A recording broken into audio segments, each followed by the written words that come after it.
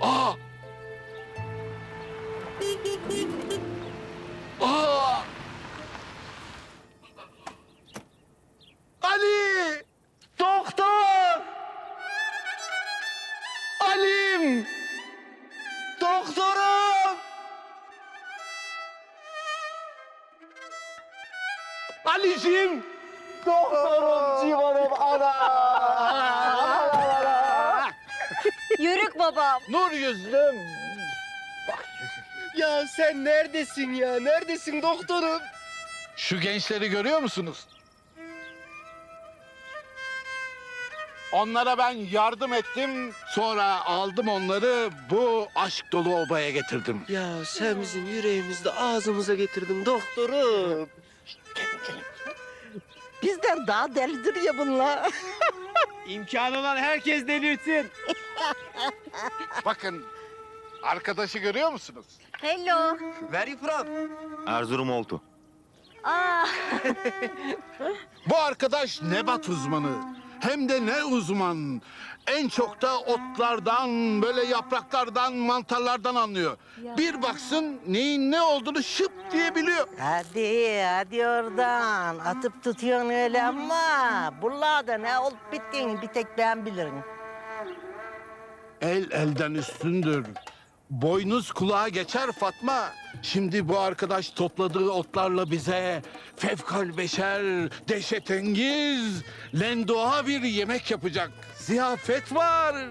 Ya zehirlenmeyin de siz. Buralardaki mantarların zehirlenmesinin geri dönüşü yoktur bilirsin. Geçenlerde bizim köyde emminin biri mantarı yediğinden sen bir zehirlensin. Sen çık köyün orta yerine ben katır oldum deyip de herkesi tepitler. Kıskanmayalım Fatma, kıskanmayalım.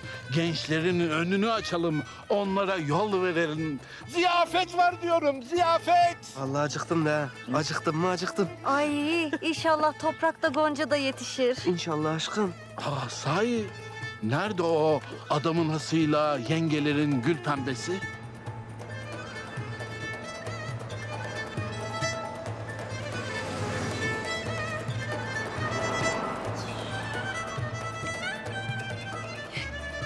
Sen gerçekten ne düşünüyordun arabanın anahtarını kontağın üzerinde bırakırken? Ne bileyim sen öyle acıktım bir şeyler atıştıralım deyince girer bir kek bisküvi alır çıkarız diye düşündüm. Ben nereden bileyim yumurtası yenmedik tavuk bırakmayacağını senin? Ya sen 3 yumurtalı omlet üstünde 4 yumurtalı menemen yedin. Şu an senin içinde bir tane kümes var kurcuklasam gıdaklarsın. Sen benim lokmalarımı mı sayıyorsun? Bak mazeret falan bırak, senin yüzünden araba çalındı.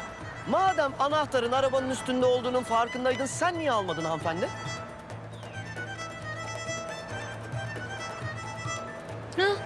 Otobüs Ah! geliyor. Hop! Hop! Dur! dur, Ya dur! Kardeşim dur! Dur! Dur sana ya! Durduramadın.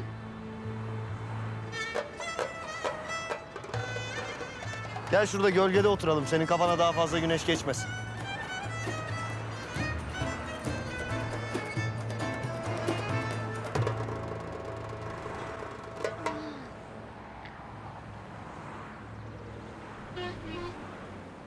Valizde önemli bir şey var mıydı? Vardı. Ne vardı? Gonca. Gonca mı? Bir tane gonca vardı.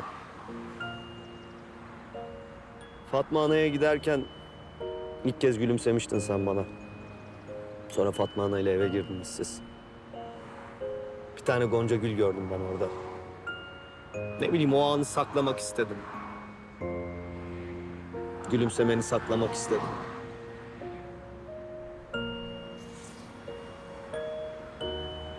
Öyle işte. Tabii o zamanlar aşıktın sen bana. Ben sana hala...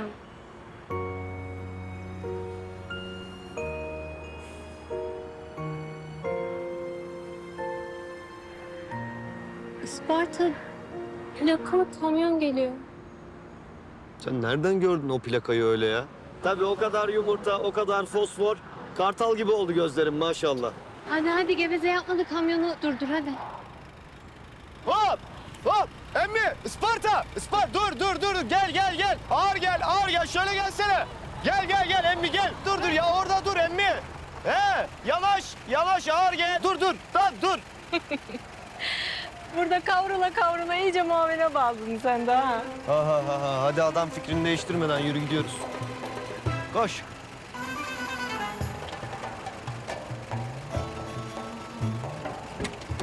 Merhabayın gençler. Merhabayın. Merhabayın. Siz benimle dalga mı geçiyorsunuz? Yok canım estağfurullah.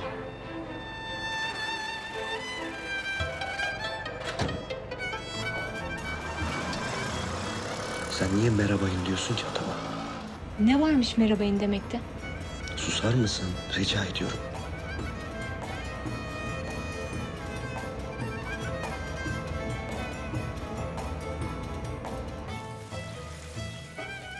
Bu nasıl bir katık böyle ya? Ne bileyim ben. Lan! Şşt, beri bak sen ne atıyorsun oraya öyle? Aa, bunlar kestane mantarı Fatma. Çok lezzetlidir, çok lezizdir. Ya bilip bilmedik her şeyleri niye sen kazana karıştırıyorsun? Ben Ant dağlarından Himalayalara, Toroslardan buz dağlarına kadar binlerce mantar topladım Fatma. Ya de git be, git yürü ya. Öyle deme Fatma, öyle deme. Doğanın mucizeleri bunlar. Bu ürünler doğanın mucizesi. Öğren artık Fatma. Ha, anlıyorum ben seni. De git hadi. Bana bak Sırrı. Bolca yoğurt lazım ha. Söyleyin de ben sana. Bolca ha. Ya doktor, bana bir gepçe versen ya. Böyle bir adam... Ya içim ezildi, midem sırtıma yapıştı. Bir şey olmaz aşkım. Sen iste Alim, sen iste. Dikkat et, üfle.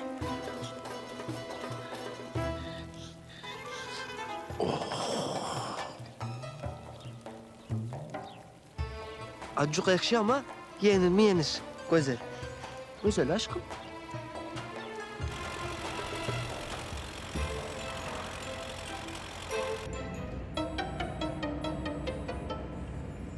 Yürüsek daha hızlı giderdik.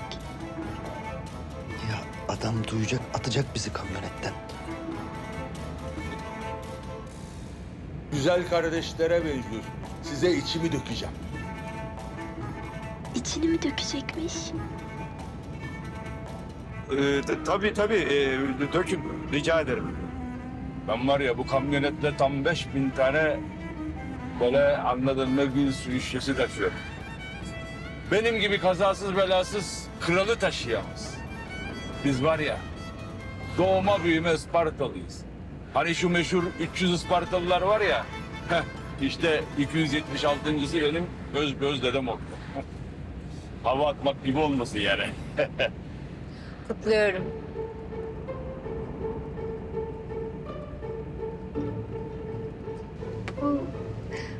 Burası ne kokuyor? Oh mis gibi benim hanım yaptı. Bol sarımsaklı çılbır. Ye. Yok sağ olun. İyi. Oh, yalnız yenge. Ya yenge onu açma onu bak yel yapıyor sonra boynum tutuluyor açma lütfen. Pardon. Açma. Tabii. Oh. Harika.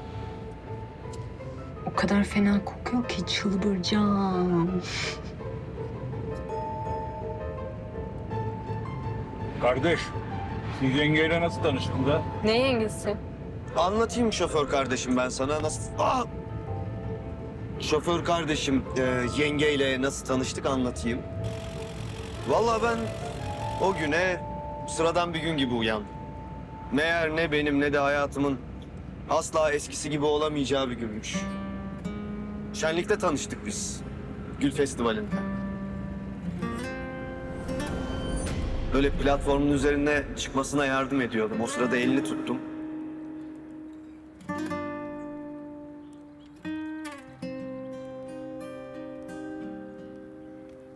Göz göze geldik.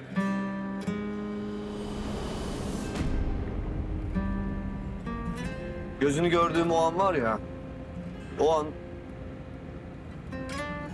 an aşık oldum ben işte.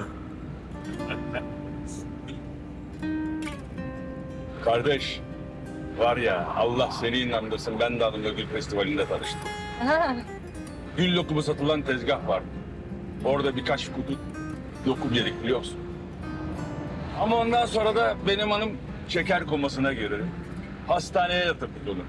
Birkaç gün böyle hastanede başında kaldı. Sonra da taburcu olur olmaz bastım nikahı. Allah ayırmasın. Sağ olun. Siz de birbirinizin kıymetini bilin ha. Çok yakışıyorsunuz. Allah ayırmasın sizi de. Yalnız var ya, bu çılgın biraz bende ağırlık yaptı. İçinde yumurta var, sarımsak var, yoğurt var ya. Böyle biraz uyku bastırır gibi oldu.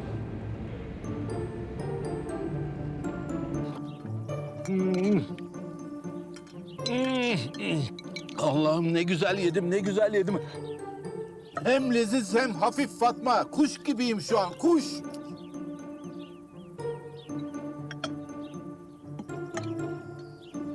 Gözleri ışık saçan kadın sen beğenmedin mi? Yesene. Aşkım kurbağa gibi kokuyor bu ya. Olabilir. Bakalım. Anam ben çok açtım ya. Hiç fark etmemişim aşkım. Yuttum hepsini. Ulan benim böyle ensemden soğuk soğuk terler boşalıyor aşkım. Lan bana bak Sırrı. Bunlar ilk belirtiler, ayrımlaşımları. İçimde fırtınalar kopuyor Fatma. Ya oğlum ne dedim ben sana? Bir ayran iç. Hayır, ayran içimde havaya mı uçayım? Allah'ım, Allah'ım. Ben böyle bir şey görmedim. Salyangozundan yılan balığına kadar hepsini yedim. Çin mutfağından Hint mutfağına kadar böyle hatmettim.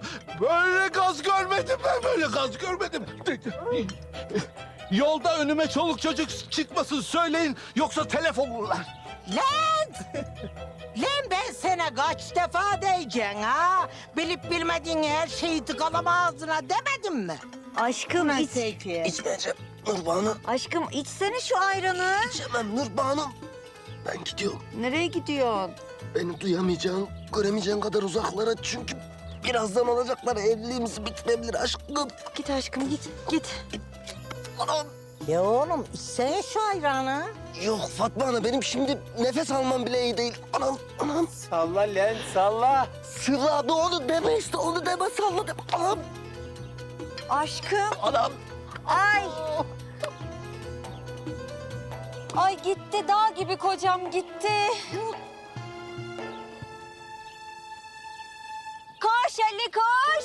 Gaz bir şey olmaz. Rahatlar şimdi. Host. Lan yemeğin gari. Bir de sizle mi uğraşacaksın? Kesi ayrançı. Al bakayım. Al bakayım. Ver yeme ver. Yemen gari dedik. İç onları. Hiç kör olmayız cala.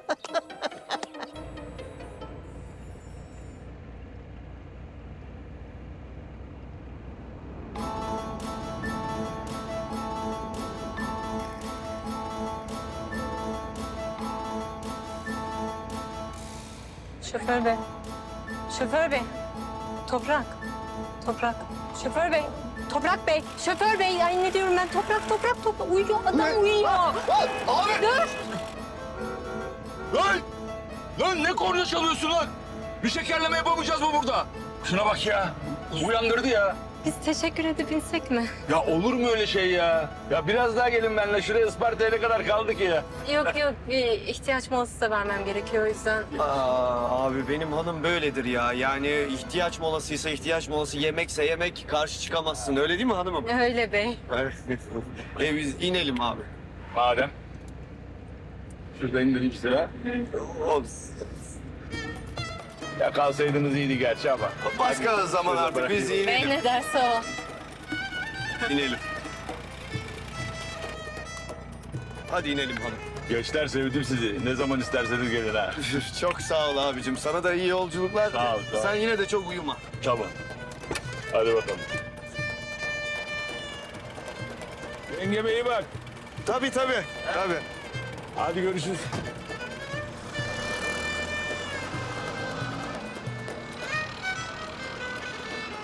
Ne yapacağız şimdi be?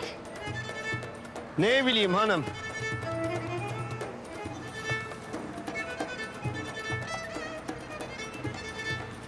Bak. Hayatta olmaz. Neden yumurtalarını yerken iyiydi? Ne alakası var ya? Hop! Emmi! Gel gel! Gel! Şöyle gelsene! Gel çek! Kenara gel! Gel! Emmi! Bu adamın içinde gerçekten de bir muavin varmış. Hacı emmi bizi de al be. Atlayın arkaya götüreyim. Hadi.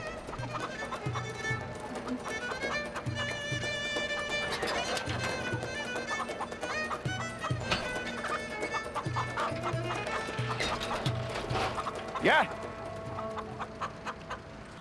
Ay evimin direğine bir şey olacak diye ödüm koptu ya. Aşkım şu ağaçlardan koşuşunu ömrüm boyunca unutmayacağım. Daha iyi misin? Hı? Bir dönem ki Nurban. Hiçbir şey hissetmiyorum. Sanki içimde böyle kocaman bir boşluk var. İçimden böyle büyük bir parça koptu gitti aşkım. Aşkım. İyi bir detoks oldu Ali. İyi bir detoks oldu bu. Hayatta her şeye pozitif bakacaksın. Yeni bir atak geldi. Bu negatif işte. Bir dahaki dayanamam yeni bir atağa. Fatma dayanamam. De oğlum sana diyoruz. Önüne gelen ağzına tıkalama diye. Gördün mü bak herkes de telef ettin. Fatma acaba diyorum bunun formülünü zayıflama ilacı olarak satsak mı? Lan münasebetsiz. Sen el alemin adamlarını da telef edeceksin he mi? Öst. Aklın fikrin zarar da ziyanda.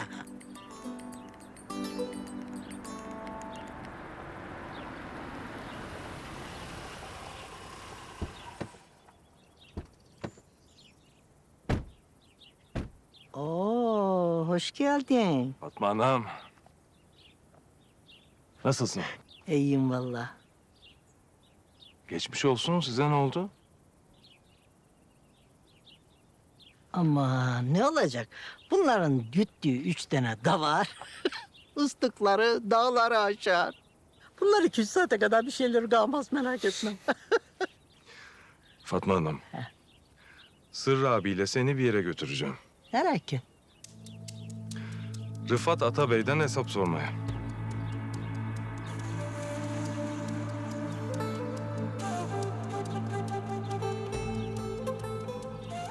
Gidelim mi? Gidelim gari. Hadi gel. Gel bakalım.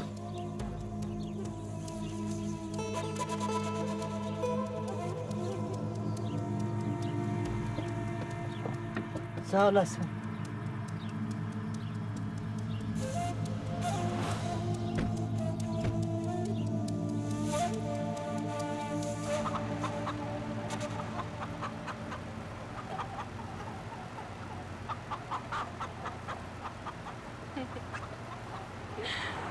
Şu düştüğümüz hallere bak sen. Ne varmış halimizde ya? Ne güzel işte püfür püfür. Seninle konuşmuyorum, tavukla konuşuyorum. Ha. O da seninle konuşuyor mu? O da seninle konuşuyor mu bari? Hadi bunun da taklidini yap. Seni seviyorum. Seni de... Çok komik.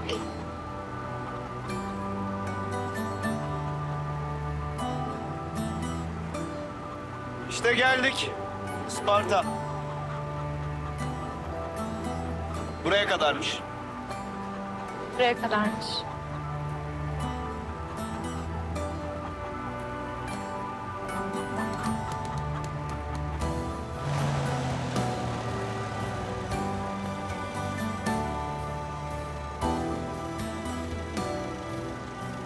Sağ olasın usta.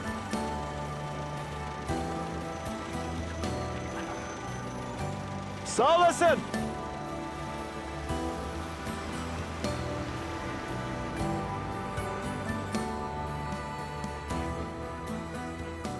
Arkadaşının tüyü kalmış. Arkadaşımı şimdiden özledim. Ben de.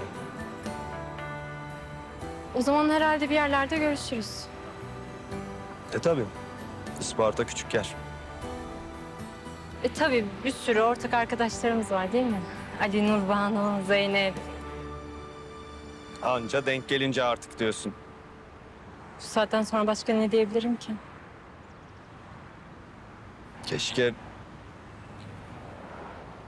Keşke İstanbul'a sadece benim için gelmiş olsaydın. Senden vazgeçemedim deseydin. Ben de buraya sadece senin için gelmiş olsaydım. Öyle. Yani öyle söylerdi. Ama Sırrı abinin... Sırrı abinin, herkesin sana ihtiyacı var. Gitmen doğru olmazdı bence. Döndüğün için teşekkür ederim. Kendine çok dikkat et. Sen de.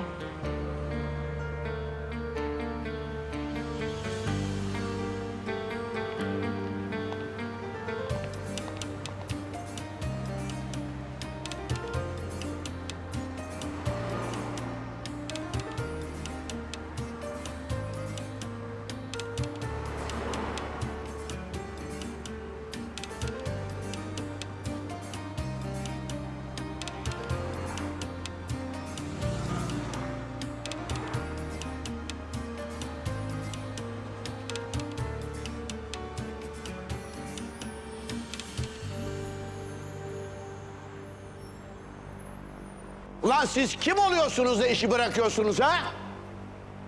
Hepinizi sürerim bu şehirden. Var. Daha dün kısa pantolonla dolaşan Adnan Fuat'a mı güveniyorsunuz ha? Sana mı güvensinler?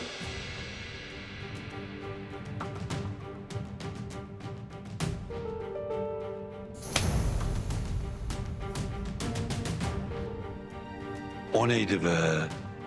Nasıl çaktı? Ne yapıyorsun lan sen? Hidayet, polisi ara. Jandarmaya haber ver. Darp ediyorlar beni. Polis. Ulan ben senin... Hop hop hop! 46 raporum var benim Rıfat ağa. 46. Cezai ehliyetim de yok biliyorsun. Sağ olasın yıllar sonra raporu sen bulup çıkarıverdin. Demek ki arada sırada buraya gelivereceğim yani. Sakın Rıfat ağa. Sakın deyim. Eline, ayağına. Sahip olacaksın. Bak bu sırrı var ya bu sırrı. İstese gecenin bir saati senin odana giriverir mi? Girer. Seni bir kuytuda ne bileyim ben kıstır verir mi? Kıstırır. Islak odun ile seni iyice bir döver mi?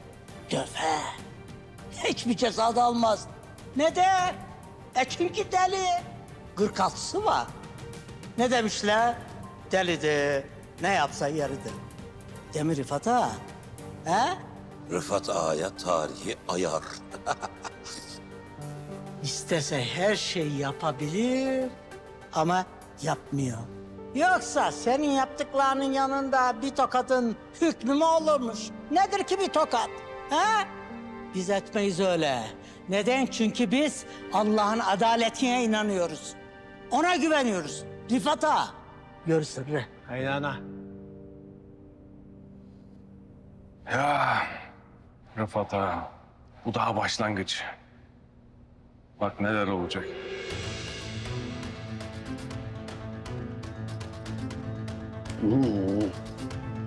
Hadi beyler hadi dağılın. Yeteri kadar rezil olduk zaten ya hadi.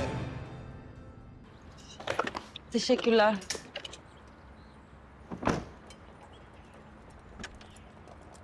Kız, toprak döndü mü?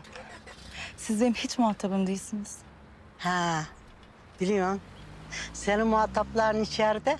Sen onları acık toparla istersen.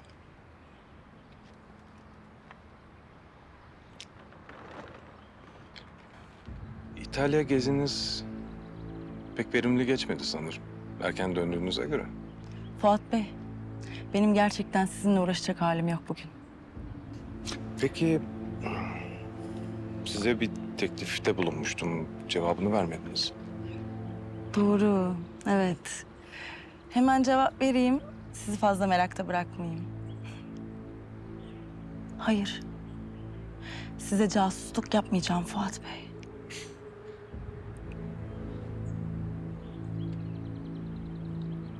Göreceğiz. Görelim. İyi günler.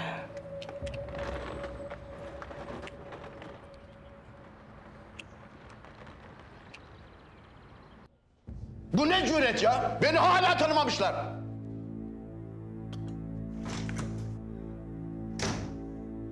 Lütfen yardım edin bana. Ne oldu kızım? Biliyorsunuz biz Toprak'la İtalya'ya gidiyorduk. Torununuzu o Gonca denen kızdan kurtarıyordum. Ama o kız öyle yapışkan, öyle hadsiz bir kız çıktı ki... Toprağın peşinden atlayıp İstanbul'a gelmiş. Toprak nerede şimdi kızım? Bilmiyorum. Muhtemelen Gonca neredeyse o da oradadır. Rıfat Bey, lütfen yardım edin. Ben de Canan teyze de Toprağı o kadından kurtarmak için her şeyi yaptık.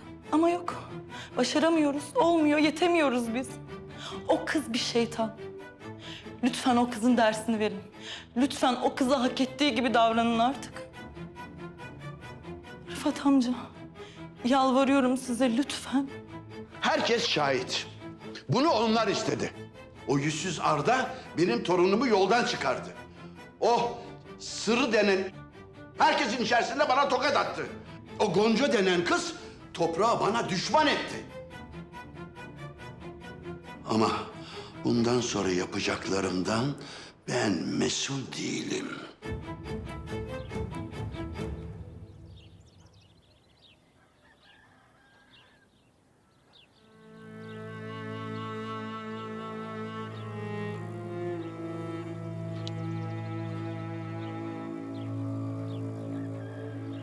Baba.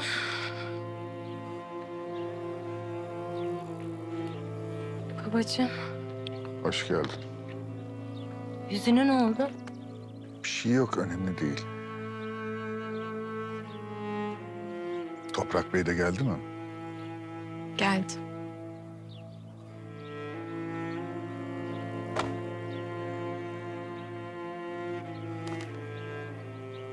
Bunlar annen Isparta'dan ayrılmadan öz babana yazdığı mektuplar. Havva hala bana verdi. Oku da Atabeyler neler çektirmiş annene onu gör.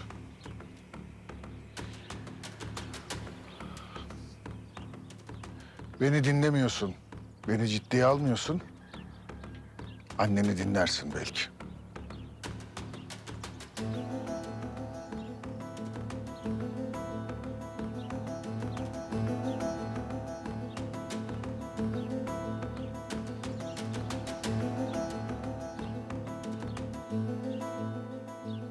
Aşkım bak azıcık olsun ye. Patates bak peklik yapar. Vallahi yemeyeceğim aşkım. Ben toparlanamıyorum yeminle ya. İyi yeme iyi.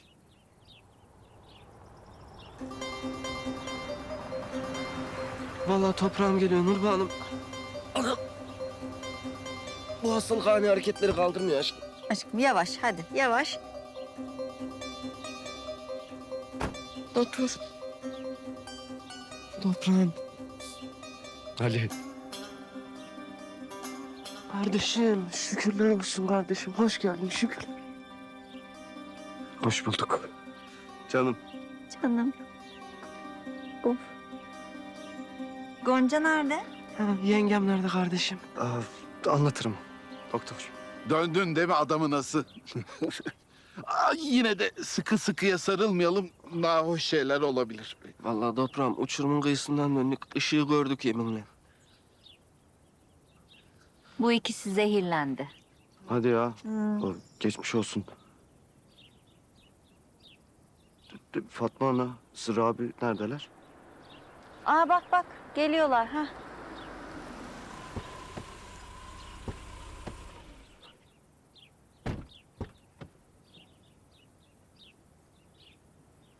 Toprak! Yavrum! Oğlum sen geldin mi? Oy kurban olsunlar sana. Gel kuzum, gel yavrum. Oy. Oy kurban olayım ben sana. Hoş geldin sen. Hoş bulduk. Sırrı abi.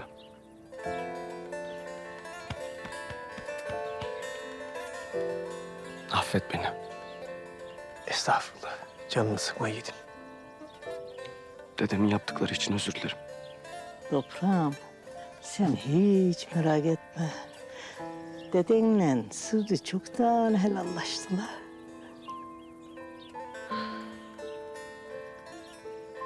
Toprak.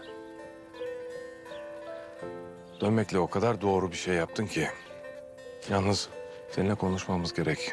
Çünkü Rıfat Ağa şu anda bir saatli bomba gibi.